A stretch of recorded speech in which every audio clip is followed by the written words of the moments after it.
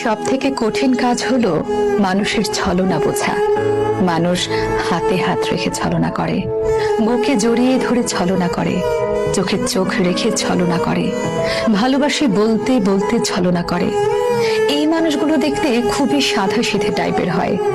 উপরে দেখতে সাদা সিধা হলেও এরা আসলে জাত অভিনেতা।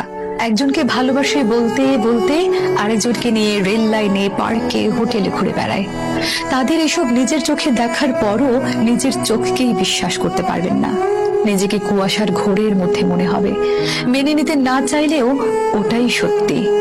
যখন এসব নিয়ে কথা বলতে যাবেন তখন নিজেই সবচেয়ে বেশি খারাপ থাকবেন, কারণ আপনার সাথে ঝগড়া হলে তার মন ভালো করার জন্য আরো দু চারজন আছে, কিন্তু আপনার মন ভালো করার জন্য আপনার কাছে শুধুই সে ছিল।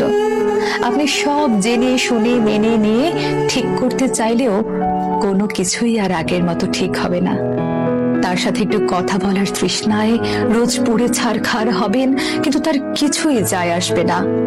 মাসের পর মাস যাবে, বছর কেটে যাবে, কিন্তু সে ভুলেও জানতে আসবে না আপনি কেমন আছেন, কেমন করে সহ্য করছেন তার দেওয়া বিরহ যন্ত্রণা।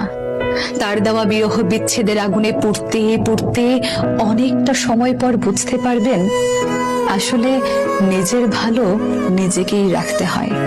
কারো উপর নির্ভর হয়ে থাকলে শুধু জ্বলে পুড়ে ছারখার হতে হয়।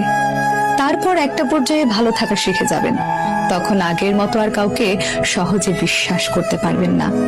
বিশ্বাসটা একেবারেই মরে যায়।